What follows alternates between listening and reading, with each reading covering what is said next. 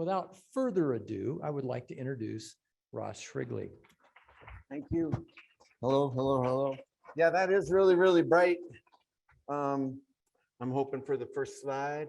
I want to thank you guys for having me down here. And I really appreciate that you all show up. I think these events are actually very important, but you don't realize it until you get older. Whoa, we got started a bit too quick. At any rate, as I mentioned, I'm Ross Shrigley. I'm the director of Plant Select. I worked at Denver Botanic Gardens for about 7 years as a horticulturist and outside salesperson and things like that. And what is super cool about my life experience is when you're young, you think, oh, I'm going to change the world and da da da da. And then you're over 50 behind a phone making sales calls. And then you think it's over. I'm done. I'm never going to change it. But then all of a sudden somebody says, hey, we want you to be the director of this awesome program that I have been very familiar with for 25 years. This is the 25th year. 25 years ago, I had my own little landscaping company. And I bet you there's a lot of people in here, a lot of young people, probably with a bunch of red hats that may actually end up on boards and do other things through their career here. And that I want to implore and encourage everybody to do that. Without further ado, I want to look at, I'm going to speak more about the plants for a tough climate. That entails a lot of things. And when I was putting this together, it's not really about Plant Select. While Plant Select does have what Andrew was talking about, a cause for right plant, right place, which we'll go into in a little bit. But you should join us on a webinar or do some investigation, sign up for the email, because we are looking for right plant, right place. And that needs to be across the country, not just the West, not just the East, not just Colorado. And when a person who comes into New Mexico goes to a garden center and says, what are the best plants for here? I would like it if the garden center just took them over to a display of Plant Select plants. And hopefully you would agree that those plants have that wow and that kick for that area, and you'll fall in love with them.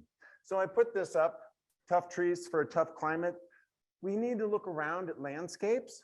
And this is Santa Barbara Botanic Gardens. There's the meadow. What I really like about this is you guys have this same sort of opportunity to have these sort of grassy meadows, and then you can have like a band of trees or even conifers, and then have like the Sandia Mountains in the background, like an infinity garden. These are things that we should strive for, right? But what happens is we end up like this. This is my buddy's house in North Cheyenne. His name's Danny, and he has green lawn and tree business. And he has a really great business, obviously. But does anybody else think this might be a setup? Like if he decides to move, you think that person's going to water all those trees? You think he's going to even conquer the prairie like that?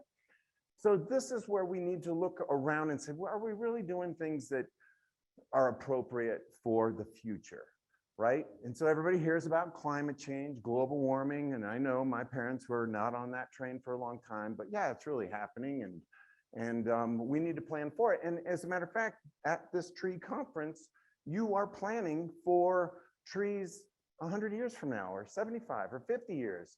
And if they get taller than the rooftops, did you think that maybe technology would be so awesome that all the rooftops would have solar? You know, people have to replace their roots, right? Well, if you planted some of these gigantic trees in front of it, then they're like, well, now we got to pay to cut it down or do something different.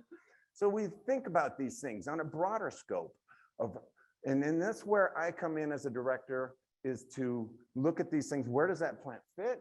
How's it going to work 25 years from now? How's it going to work later on than that? But this to me is a setup, but I love my friend there. He's so much fun.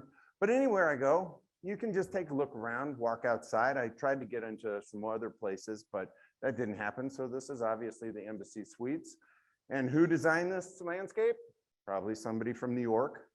What do they got out front? They got out ash trees and a lawn, and then they get to the curbside and they go, God, we don't know what to do here. You should be looking at these things and making policy changes with the municipalities. This isn't acceptable. It's ridiculous. Now, Colorado has gotten EAB.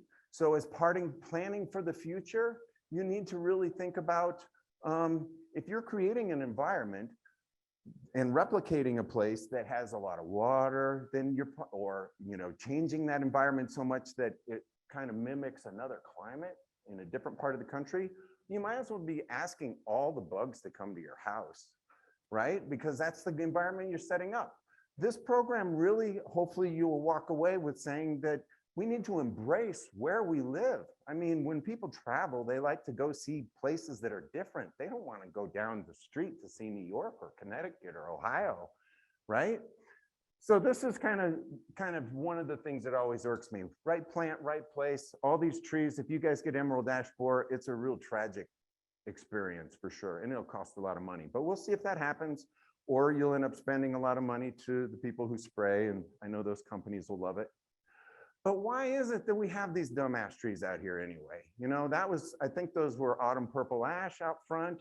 So that's the Fraxinus americana, where's that native to? That's all out east. That's not out here. Why do we get plants that are really designed or pulled from the tastes out there? Well, it's because a lot of the nurseries that sell massive amounts of plants, they only want to sell zone 5 and 6 and other zones of plants because that market is so much larger than New Mexico and Colorado. But it's only been in the recent, few years, or, this population just keeps booming and the people from the coast are moving in. But we should look at these things. When you're looking at a tree, go, I wonder where that's from. Now, I'm not a huge native person saying you always have to do native. I have a buddy of mine who works at Denver Botanic Gardens, and when he does his talks, he shows a picture of the galaxy. And then he goes, and this is what I consider native. And then he circles Earth, right? What we are looking for are things that are appropriate for our place, and that would include a lot of natives, but sister climates. We live in the steppe climate. Sister climates have a lot of good plants that we can utilize. And we need to start utilizing these plants because we actually need to fill up our landscapes. Albuquerque is quite different in a sense that, you can get away with these big rock spreads, with designs in them. And I remember when my folks, I saw that for the first time in the 70s. And then it was only about 3 or 5 years later, all the rocks are all kicked over and the reds are mixed with the whites. I don't think that's sustainable, and it's probably not, I know it's not environmental for that property, right? So at any rate, when you look at the map, think about things like the steppe climate. You learn it when you're in 5th grade, and then you forget it for the rest of your life. And then you go, what is steppe? High and dry, bunches of grasses, I don't get it. Well, the real easy way to measure it off is to say, okay, I live in the steppe climate. We get anywhere between 10 and 20 inches of precipitation, annual precipitation across our state, right? Well, that environment really is where the rain comes down, but it also has the equal opportunity to evaporate through the plants and through everything else. And so really what you're running at that state in that region is a zero balance of water. So if you're in a desert, you're really getting no more than 10 inches of rain, but the opportunity for it to evaporate is a lot higher, right? So you're going to be running a deficit. And then when you get back into the humid continental where you're getting 20 to 30 inches of rain, that's a completely different bag. And that's where most of the plants that we end up using out here require, or they are designed for, or chosen for. And I know I got to make one other plug. And this is because I didn't include any slides about it, but I see all this astroturf coming in and the fake turf. You guys, I really think you should make it outlawed. The only place that stuff belongs is on sidewalks and in auditoriums where they do sports. So that's very unenvironmental. It's not a good plan for the future. It's not even a plant, but I know it's tough, but it's bad. So we get these zone 5 plants from all over the place. And this is Boise, Idaho. And you can see they're struggling with the same sort of thing. I'm kind of impressed that they're actually using rock mulch up there. That's kind of a new thing for when you move north. People are still into the wood mulch and all that kind of stuff. And they've just gone right to the rock mulch. And then, of course, the city still has to have tree lawn. And then they have a bunch of Betula nigra there, some birch. I don't know if that's the right exact plant. I don't use a lot of those in Colorado, or we don't, because we have birch borer. And I've watched paper birch decline for a long, long time now. Boise is zone 6, zone 7. So, those are hardy enough plants. It's water. And they have about 16 inches of water. Most of the places that we're going to be talking about all fall into that 14 to 16 inches of water, except for Albuquerque. Now, when I was doing the research, I think I was getting, 9 to 11, and I'm kind of thinking it's more towards 9, right? But we should look at this and think about style. What are we thinking? See the Mugo pines there? I don't want to push this. There, see the Mugo pines right there? That's not a native plant, that's native to Europe, and it gets big. It says dwarf in there, but that's not the right plant for the right place. Plant Select actually has kick-ass plants for that spot, and this is called Mountain Lover. What a better name than that, Pakistema. And this is it. When it's on the left-hand side, it's green. It only gets to about this tall. It doesn't require hardly any water at all. I know it in spots under trees where it doesn't get water, but I recommend some water. Everything looks a little bit better with water, but how much? We'll talk about that a little later. But in the wintertime, this is what it turns into. It's purple. It's like a dark, beautiful plant. I mean, year-round interest. That plant should do just great here. Zone 5, love it. I can't talk enough about it. Where's it from? Oddly enough, it's from the Appalachians. Who would have thought that that native plant way the heck out there could do so well in our climate? And actually, probably do so much more across the entire country. But when we look at that, we got to think, okay, something's wrong. Like, how come that worked? Well, here's another example. This is actually a tree from Mountain States. I was just talking to Patty to them, and I just fell in love with this tree. This is Quercus satorii, and this is up in Boise. And I took this picture just a few weeks ago. That's evergreen. That's evergreen. That is an incredible plant. The picture on the right is actually only 3 years old of that plant. Where's it from? South, Mexico. Who would have ever thought that that plant would be an evergreen plant in Idaho? That is pretty amazing. In Colorado, maybe those leaves will turn, but maybe they won't. So what do we have to do? We have to try them all out. That's what Plant Select does. That's one of the components of Plant Select. We have these processes. We put things in trials. So all of our perennials go into trials. They used to go at CSU and Denver Botanic Gardens, but now they only go to Denver Botanic Gardens because CSU decided to put a football stadium on the good piece of land. Now they gave us a big crappy piece of land and we can't do our trials there because they wouldn't be accurate. But we look for plants that they thrive in the all range of conditions. That's mostly the soil types. And then they flourish with less water. Now that's a huge one with me. We need to start saving water. I mean, you could just do the math. And for anybody that knows Colorado, we're a headwater state. They call it that. And you go, oh, that sounds cool. They just fool themselves. But in reality, we're only one of 2 states that doesn't have any rivers flowing into it. The other state is Hawaii because it goes into the ocean. So whatever happens with water, you just keep your eye on Colorado because we're going to experience it first. We're supposed to double the population by 2050, and it's all going to end up on the Front Range. Now, if climate change is happening and we don't get that snowpack, look what people are going to be facing. They're going to be facing a lot of landscape crashes and failures. So this is kind of important. And if you guys are here, you're going to be, getting the Rio Grande and all these other kinds of things, but you're going to be affected, but it'll hit Colorado first. So if you want to know what's kind of in the pipeline, that's what it'll be. But then we also have, one of a unique kind we try and do for those, and disease and insect resistant. Somebody called up and said the other day and was like, oh, you sell disease resistant. Does that mean it's full of imidacloride or, imidacloprid?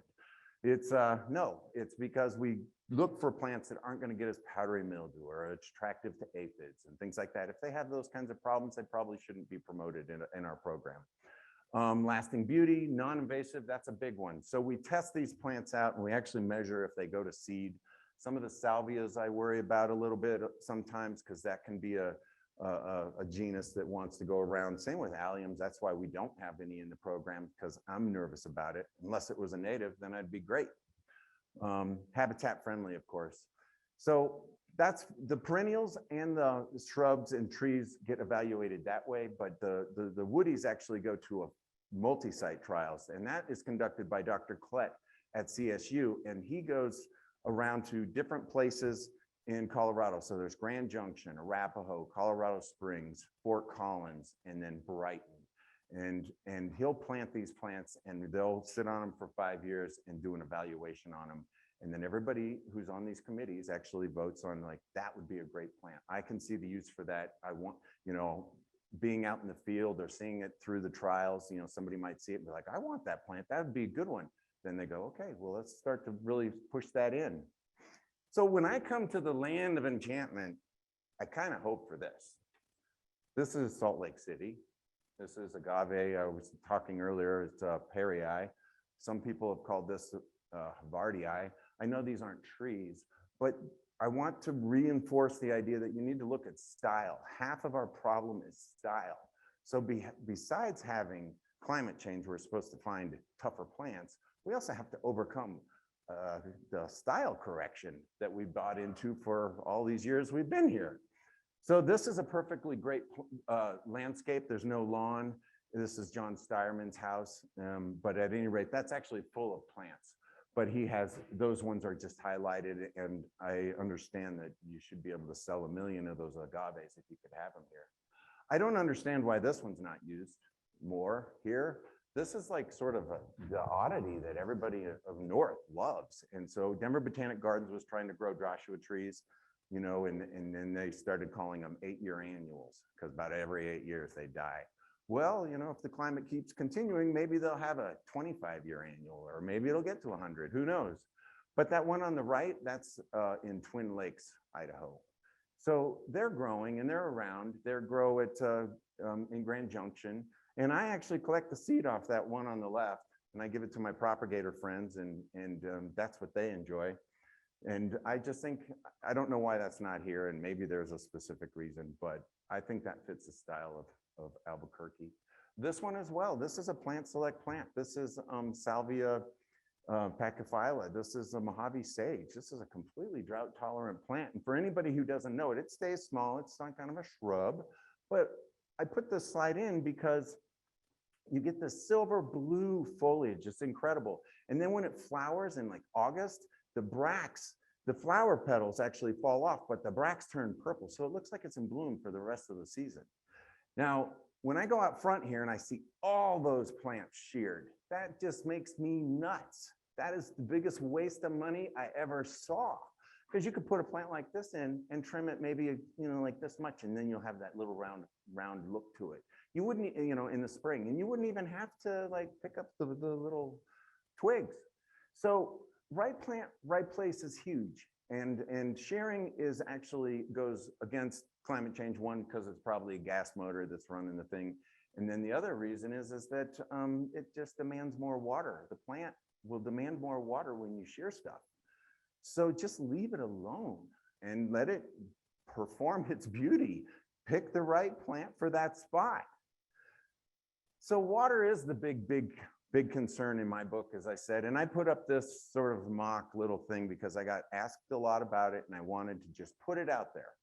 And basically, the problem exists that, let's take turf, for example. So you go to a resident's house and they go, oh, I water 3 times a week. Well, how much do you water? 20 minutes. Well, how much do you pay on your water bill? I don't know. That's in gallons, right? So you have plants, you go, how many inches of water does turf need? Well, it needs like 30 inches annually, right? Well, if I get 15 inches, that means I make up 15 more. Is that about right? So people get confused. So really what I'm thinking is I was like, you know, we should just have a baseline and say this requires so many inches of water, no matter where it is. But I mean, you can't actually say that because it's going to be hotter in some places and not.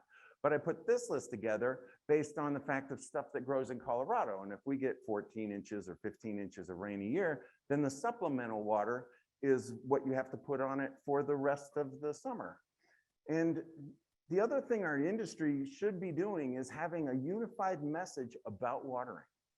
So, you know, many years ago, everybody came out, like Denver started with xeric gardens, and everybody's like, what's xeric? We don't even use that term anymore because it's like picking a fight with somebody you're trying to help. They go, what's xeric? That sounds terrible. To say water-wise, drought tolerant. But at any rate, so I put this up based on that and then say, okay, let's water once a week. Now, inches are real easy to measure. I actually like overhead irrigation because I can measure it in inches, and then I can associate that with the time on the clock with my catch cups, right? And so then I'll know, well, I've gone through these plants. I've shared this list with a lot of other things, and I get nervous backing off water and saying, oh, it doesn't need any water. Well, sure, something can not need water, but it may not look that good. So a little water always helps. But if you water once a week, that's pretty much a lot for some of these plants that just on the top of this list are all zero supplemental water. And so when I drive down the streets of Fort Collins and I'm looking at the medians, I can tell which irrigation, which medians they have not gone back and plugged up the drip emitters. So for example, you see them like, oh, we're doing all this, drought tolerant, waterized stuff. We've got Vesperilla and we've got grasses and we've got all these things. Well, shoot, they don't go back and pull the drips off. And then you got these yucca that are really huge. You've got the standing ovation little blue stem. It's like falling over because it's getting too much water. So we got to think about the after we get it established kind of maintenance, right? But anyway, if you go onto our website, go to plants and it says how much water do these plants need? And we can change these around if there's a dispute, but I'm actually hoping to get this hard data done at Northern Water, which is a water district in Northern Colorado, where they'll set it up and we'll have a master gardeners probably evaluate like, well, does that look that much better than this one that's only getting 1/3 of an inch of water a week? So when you start to think about watering once a week, and then you can actually say 1/3 of an inch, or you got your drip emitters and you can put out how much water it catches and you can say how many gallons you have, you can actually start to predict, and associate that with the time, you can predict how much you're going to be paying in water bill for your landscape every year. I don't think anybody does that, but we need to start looking at that and start recording that. So water is a big deal. Anyway, there you go. But we have select plants that already have been in the program since like 1999. This is Crataegus ambigua. This is the Russian hawthorn. I don't see many of these things around here. I saw that Teresa Corrales does sell the downy hawthorn and some other ones, and this whole genus is really tough. These are really tough, and obviously they're from Siberia. But this plant, it emerges with green and white flowers. I don't know that I'd put it right up to next to the doorways or along walks because it has thorns. But in this day and age, plants with thorns kind of appealing. I don't like my neighbor so much anymore. I'm gonna put that there. So, but this plant here, in the wintertime, what happens around fall is I usually capture the berries off. I'll cut a couple branches off and throw it on the table for Thanksgiving. It just looks beautiful. The leaves are gorgeous. That's the fall color. Those are the red berries. And nowadays we have like robins that hang around all year. So it seems, or they're at least really back really, really early because they're starting to eat all the berries that I have right now. But this is not a huge tree. It's an ornamental shrub or an ornamental tree. It does sucker a little bit at the base. And one of the things that I've noticed about trees that sucker in the base, Quercus undulata or other things like, well, except for Canada Reds, that's like the worst tree. But, when you shade out the crown of the root, it seems to me like those suckers and those water sprouts don't come up as much. Just look around and see what you guys think. But this plant is one of those. And so I like it as a multi-stem plant instead of a single stem, because the single stem seems to generate more water sprouts. But when you have more, it kind of shades it out and they don't want to compete. They don't put their energy there. How about this Buddleia alternifolia? Can you raise your hand if you've even seen one in Albuquerque? Maybe. Good. One person, a couple. This is a fantastic, easy plant. It gets huge. It'll get like 8 feet tall and 10 or 12 feet wide. And every time, like there's the regular Buddleias, like David eyes, and they come up in the spring and oh, they're so beautiful. They're early. This is like late spring. And then you cut them back every year. Well, this one you can't do that with. And the reason is that it flowers on the old wood. So you have to treat it like a lilac or something like that. You want to prune it right after it flowers. But this is a very drought tolerant plant. I went in and I was looking at my drought tolerant inches, what it was. It was 8 inches a year. Oh my gosh, 8 inches. So 8 inches actually turned out to be less than 5 gallons per square foot of water for the season. So 8 inches is really sort of a moderate. So since I try and keep things simple and make things go into a box, 0 to 5 would be really low water, right? 0 is kind of xeric, right? And then 0 to 5 would be low, and 5 to 10 could be moderate, and then, 10 to 20 could be moderate to high, and then anything above 15 is getting high, super high, as a matter of fact.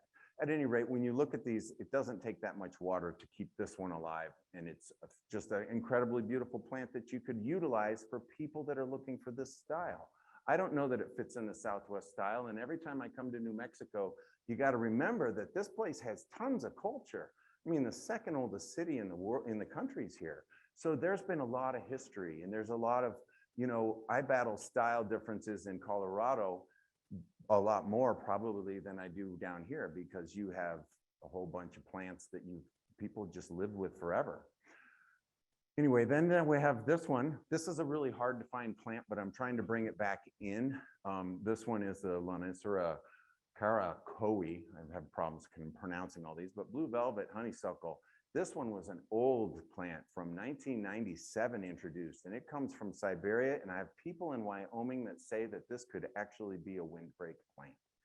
But what you get is these really small leaves, and they're completely blue. Most people are familiar with Arnold's red. They got bigger leaves, they're greener, and they always get aphids. This will never get aphids. Completely sexy, if you ask me, for a Santa Fe sort of style. Anywhere you got Campsis, Radicans, or something like that, this would fit just right there. And then you have really tiny little honeysuckle looking flowers that come out in late May. And this plant doesn't need any water at all, at least in Colorado. How about this? Somebody was just talking about fern bush, and I finally figured it out. Now, I go to all these meetings, and I don't have any problems with proven winners, just so to be upfront. But there are branding companies sort of like us, but they do it a little differently, and it's two different markets, really. But the hydrangeas in Colorado sort of make me nuts, because they sell a lot of them there, and I don't know if they sell a lot of them here.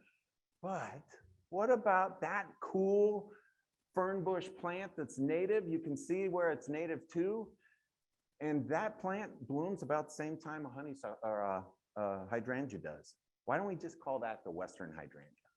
Now, when you look at the leaves, they're really dissected, they're gorgeous, and those flowers are actually pollinator flowers. They'll pollinate, and you will find, if you have kids, it's the best plant for them to look at about August 1st. You're gonna find earwigs and fleas and predatory spiders and bumblebees and wasps and everything on there, and they don't bother you. They're just so involved with the plant. But all the hydrangeas, they're not even, they're sterile, so that's why you don't see any bugs on them.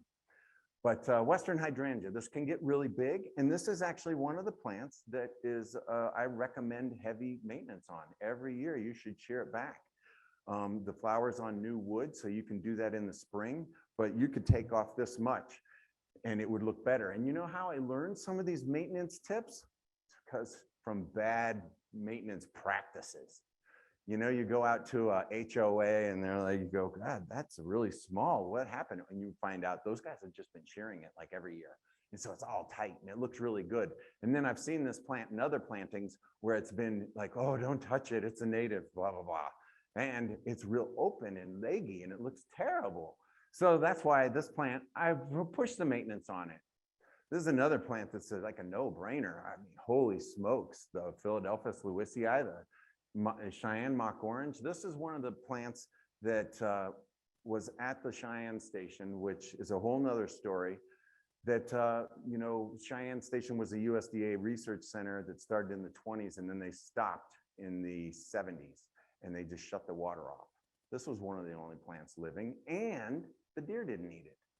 But it has that great like citrus smelling flavor, pure white flowers. Now they do have some other cultivars out there. I think Snow something.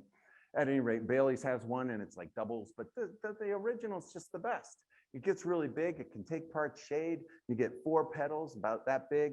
It's a wonderful, wonderful plant. It is sort of single dimensional in a sense that it's like a lilac. It blooms once and then you're done.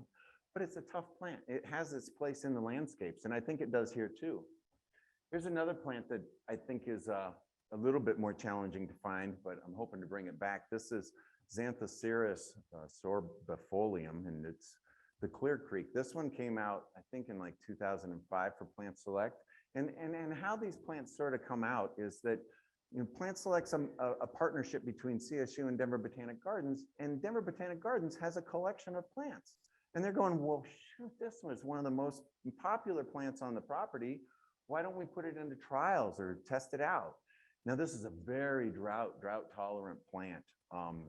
I would still give it water, but in the springtime, you are going to get just clusters of these white flowers with these yellow centers.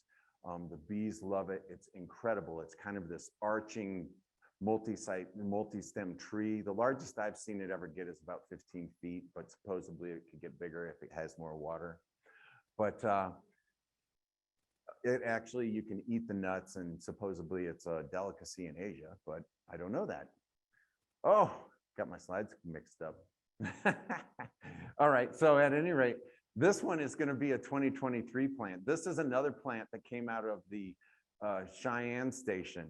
This is Carrageenan microphylla tidy. Now everybody knows, like the walkers, there's a weeping microphylla, and then there's the regular Siberian pea shrub, which just keeps suckering up and gets massive, but it's super tough, and those are the plants that pioneers brought across to the prairie so that they could put up these windbreaks. Well, those are not as delicate as these in terms of, like, this has some class to it. In the springtime, you get pea-shaped flowers. This will nitrogen fix in the soil. And the reason it's named tidy is because it doesn't sucker and it doesn't go to seed. But it has this very wispy thing. Somebody was telling me they were thinking a good name for this would be like the northern mesquite or something, because it's completely hardy down to zone 3. But it can get up to 12 feet, and you can see it in the snow a little bit there. It'll bend. It doesn't really break. It just bends. This was the slide I was supposed to have in the other place. So that Xanthocera sorbifolium, we have a pink form that we're trying to work on. New plants, just as hardy, but a different color. So David Temple, some of you may know him from Trail Canyon. He lives out in Cortez, which I think is only 6 or so hours from here. He was growing those yellow horns by seed, and lo and behold, he had one that turns red as it fades out. So I look forward to this plant getting out there and being a tough plant in the landscapes in Albuquerque. I think the color goes well with stucco. Here's another cool plant that Greg Morganson from the North Dakota State has brought to the program. This is Rus glabra, which is another native, and you can see he got it up there right on the Nebraska South Dakota border. But this plant is chartreuse. So I don't know how much like tiger eyes sells here, but that's a Bailey's sumac that has dissected leaves, and it has a beautiful color that's red and chartreuse all summer long. It's absolutely gorgeous, and it does really well out east. This isn't going to do well out east. It hates humidity, but a little bit of water, you're going to have something that's chartreuse through the spring, and then as it goes into fall, it turns into a brick red. Stunning little shrub. Yes, it does sucker a little bit, but I don't discount suckering plants because they fill in the blanks. If you're maintaining an area, you can let it fill in those places, and it's not too hard to pull out anywhere else. How about Shrigley argentea totem, or silver totem? This is an introduction actually that came to us from a Little Valley wholesale nursery. This is a very fastigiate buffalo berry. Now, buffalo berries are known for silver foliage and things like that. It's beautiful, and it's native, and they have thorns, and their fruit is very high in antioxidants, so you can eat it. But this one's a male, so it's not going to get that fruit. But the thing is, it suckers a little bit, but it really does not need any water at all. This is a plant that could go next to buildings. This is a plant that could be put out front here, and then the irrigation turned off, unless it gets super duper drought, and hot in years to come. But this is a great hedge plant. It's perfect. It does, like I said, it does sucker, but all those suckers are actually true to form, and they'll be erect as well. So Plant Select is moving into this really drought tolerant genus here, because we also have this little guy. I know, it's funny when you go out and talk to people, plant nerds, they don't take very good pictures, most of them. And it's always like a Sasquatch picture, there's always fuzzy, and you're like, oh, you gotta see. So if you can see, this is one of those. That's this plant that I'm holding in my hand.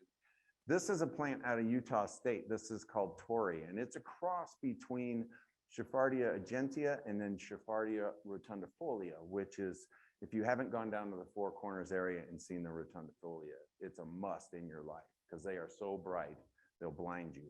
But the traits that you get is this is actually evergreen in Salt Lake, but these very silver flower foliage, and they're a little bit more round.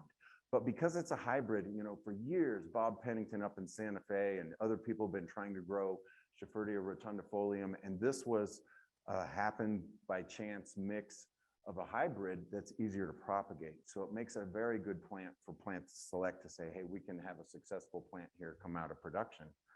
So I'm very excited about getting this plant into trials. I don't even have it into trials yet, but they've been working on it in Utah for so long, but they didn't have the marketing arm or to show people and say, hey, this is a great plant, no water. Anyway, it stays nice and round, just like the other Shrigley rotundifolia. And then lo and behold, this year, somebody from Idaho brought me this. This plant right here is that Shrigley rotundifolium. This is where they grow.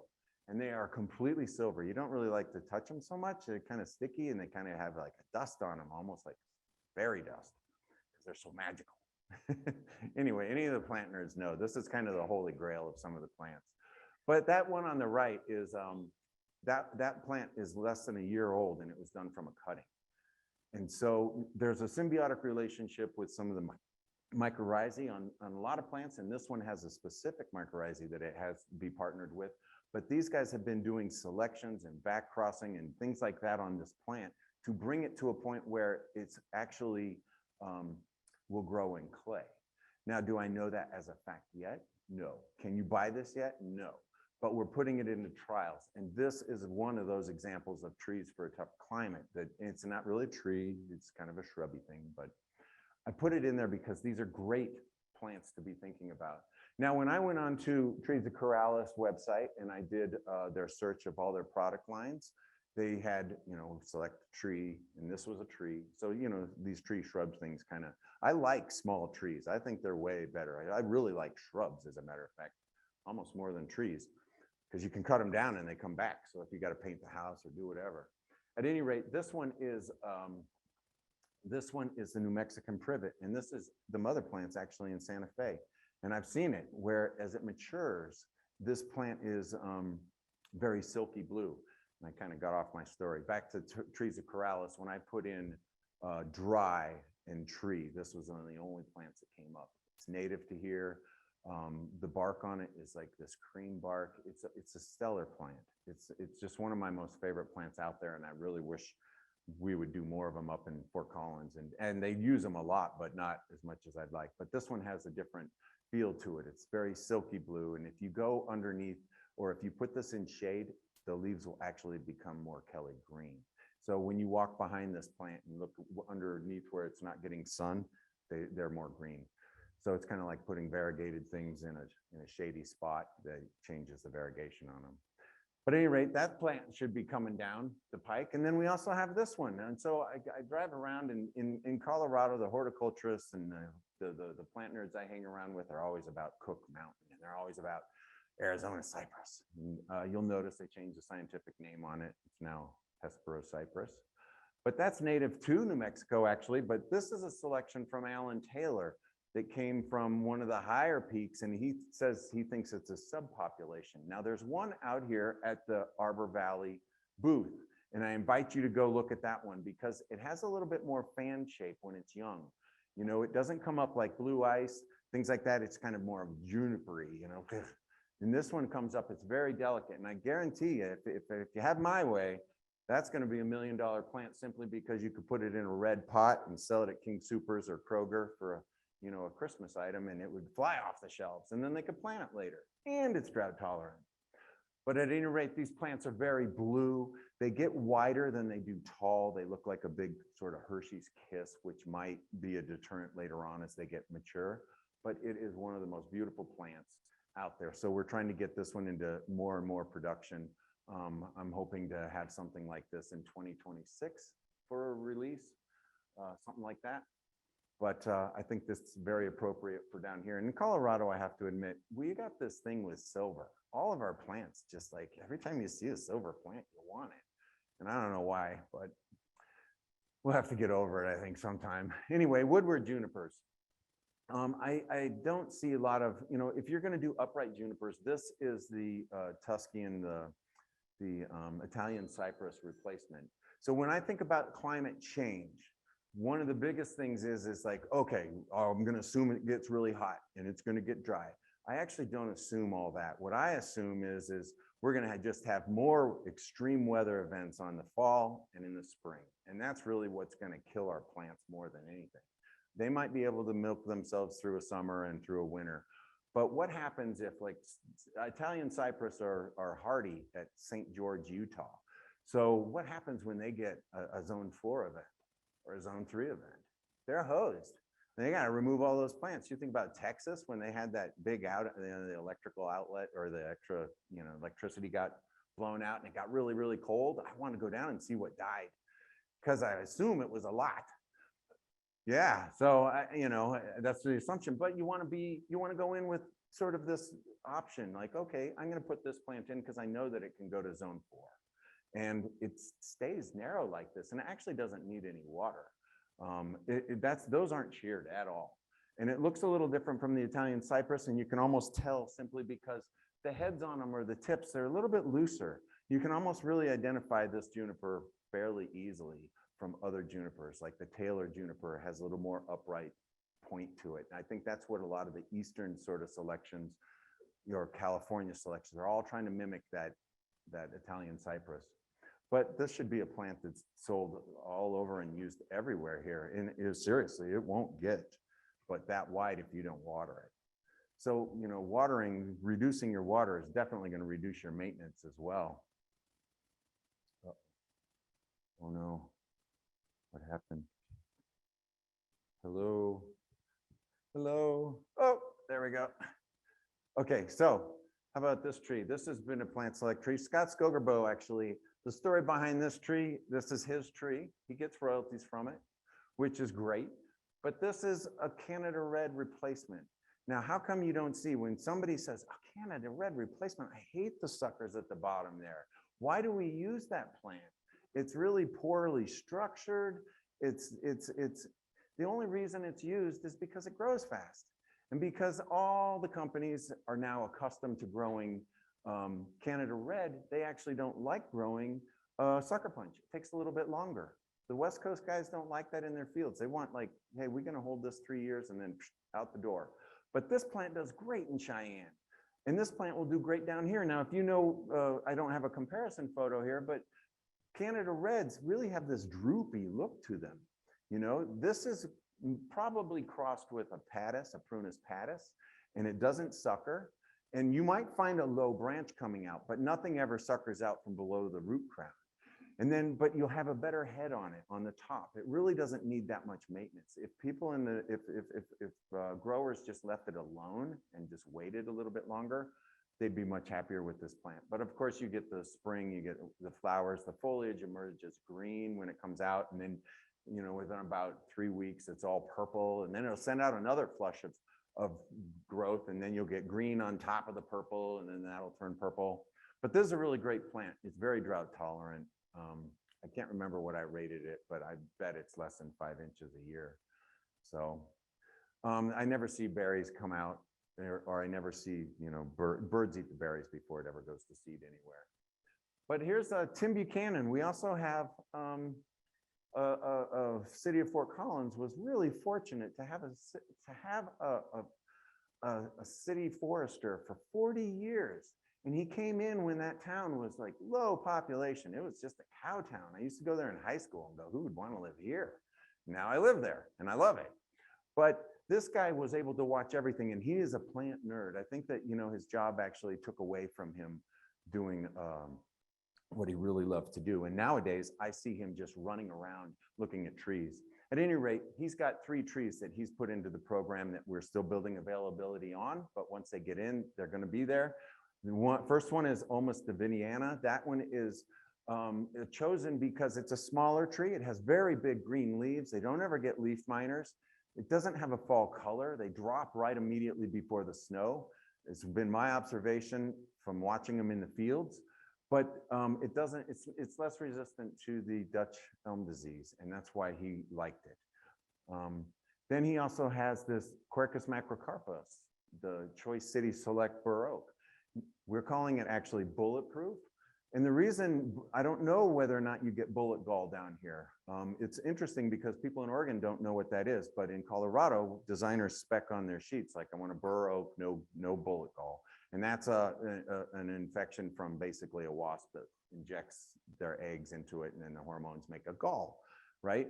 And it looks really ugly. It doesn't terribly hurt the plant, but you know what's happening now is our school districts are cutting down massive bur oak because parents are complaining and worried about being stung, their kid who's allergic to bees being stung. So we got to think about these things as we move into the future. It's like, okay, this would be one of those oaks that could actually be on the school grounds, right? And Tim Buchanan's watched it forever. This is another one of his. It's a red fall color chinkapin oak. This is consistently red through the fall. It's not like that maple red or anything like that, but it's adapt to our soils, which is clay. And it's a very drought tolerant tree. There's people that talk about in the landscape business, when they do an install, they're forced to put down the sod. But instead of planting these kinds of trees at the same time they put the sod down, they go back 2 weeks later when they aren't just flooding that area, because they realized they were killing trees just doing their job, putting in the sod and then planting the trees and then watering to keep the sod alive. They drown the trees. So this is another great tree I think that's coming in. And then we have, this tree. This is a New Mexican native right here. It's probably a subspecies of some sort. This is what we're calling kind of Gila monster. And if you go to Arbor Valley's booth right out there, you're going to see two different flats that were propagated from Fort Collins Wholesale Nursery of Gila monster. And Don Davenport down here in the Trees of Rio Grande has been collecting seed and growing these at his nursery, and then he'll send them up. And why do we like this? It's a hybrid between Gamble oak and bur oak. Now we can talk about Ice Age coming in, like burrs used to be out here, and then the Ice Age came and killed them off, but they left their genetics behind. And there's probably more of these. Andrew was telling me they used to sell something called like a Gila monster or a Gambur hybrid 20 years ago, but there was no marketing behind it and nobody understood it. If it was sold as a bur oak, it would have been probably a great sale, but then it was classified as a Gamble oak. So that's just up in the Gila National Forest. That's Don and Kelly and Scott and myself. That's a 60-foot tree, and there's a whole population of them like that up there. They're a little diverse, but they don't sucker. So that's a good plant for street trees. This is a plant that I'm hoping to get into trials, and it comes from Star Hill Forest. Guy Steinberg. I don't know if you're on the nerdy side of things, but he has a whole arboretum, and he discovered this tree. This is an actual bur oak. It's growing out in Illinois, but it's very columnar. Isn't that cool? But guess what? It's seedless. So, okay, so I forgot the other part of my story. Why this oak to me is important in terms of growing plants from seed is because we're building in diversity for the future. Anybody who has selected a plant and promoted it to make money right now has been living off what the horticulturists did, 50 to 100 years ago, because they didn't have the technology to graft those oaks and things like that. And so they did them all from seed. So we got to choose these plants and go, oh, that one's different. I didn't know it would do that. I didn't know it would do that. So we want seed varieties in our mix of plants besides a whole bunch of clones, because designers like clones because then they know what they're buying, right? And homeowners want to know what they're buying too. So we need that, but we have to evolve to this place where we can have seed grown stuff in. But on that same note, I'm looking at things that are seedless because squirrels are a pain in the butt. And I know that we're going to have opportunities to put in seedless stuff. There was also another seedless oak that Guy had out here that hopefully I can get my hands on and trial. This is a Dean oak, and it's gorgeous, isn't it? But anyway, it's native up to the North Midwest. Then we also have another Allen selection Taylor. This was just a Quercus robra, which doesn't like our soils, but it's seedless. And look at that red fall color. This is a plant that, I think that maybe J. Frank Schmidt or some of those Western companies that sell so many trees to the East Coast would want. And maybe they probably have them right now. This is Alan Taylor, and he's like 90 years old. I was supposed to bring him down this time, and I couldn't do it because of COVID. But he has been collecting and scouting for hybrid trees and oaks specifically, also Arctostaphylos and junipers throughout New Mexico, Oklahoma, Texas, and west to Nevada and California. And he's been looking at all these things going, God, this is so unique. This could be in the landscape. That could be in the landscape. And this is the first time, this was just last year, he got to see in my truck, I was hauling a bunch of liners that came from Heritage Seedling. Now, the cool thing about this is that the Heritage Seedling donated like 12 plants to us, or 12 types of plants. And they're like, well, you know, we're not going to sell these. Nobody's buying them. But it's because they don't have a sales guy or a marketing person. So Alan had never seen them. And they've had the stock plants there, mother plants. At any rate, they're very different, even though they might look a little the same. The one on the right is there's a picture of Estelle with their fall color. And then one on the right is Jack Mays, and it's just sort of a green color. So quick with your phones. You guys got one opportunity here. But I put up a list of a spreadsheet, and then I actually linked where I'm starting to put together a data sheet where these things are, photos of them, but I'm building that out. There's the QR code if you want to snap a quick picture. Now, I couldn't get the links to actually work on my phone, but if you go to a computer, they should open up as a PDF, and you can learn more about those things. One thing I'm proud about with Plant Select is that we have a culture of sharing. And I think that I want to continue that. And people might say, well, this is a little early to be doing that. But in reality, you got to get people on board and bring people in. But I also didn't tell you the other half of the story, because the guy that Heritage Seedling said to me, oh, I'm not going to be Plant Select anymore because we don't have, you know, why are we growing these plants? We make so much more money on these other things. So I drove up to his shop and I was like, hey, man, I need these plants. I didn't know you were going to stop growing them. And lo and behold, you talk to the propagator, they have 60 of Alan Taylor's plants. So right now we're working on buying like 10 of each of those 60s to put into trials. So one of these plants is Jack Mays. This is a Burr Gamble, gets 50 feet tall, doesn't sucker. It's going to be on a rootstock of Gila monster, so it continues not to sucker. But you get that same leaf shape, and you can see it's a very attractive leaf in there. The place on the right is actually Kunze Nursery, which is a blessing in disguise. I got really lucky that they started getting some of these oaks from Heritage and growing them in the field. So now we have field-proven oaks that do well in production. That's a big thing. Where those oaks are native to and where they're hybridizing from, when you look at that map, you go, okay, I want that Gamble oak in there on the western side. I can forgive the other one. This is Estelle. That's that other picture I pictured. This one gets a little bit shorter, but it has a fall color. They're all consistent like that. Then we also have Eric the Red. Eric the Red, I know it's not misspelled. It's for Eric, Oklahoma. But this is a hybrid of like 3 different plants. This is like Havardii and post oak and bastard oak. At any rate, these are cool. And these are climate ready for the future. Then we have also just Lady Luck. We have the Gamble oak, which is actually, it's a cross between Turbinella and Gamble. Then we also have this.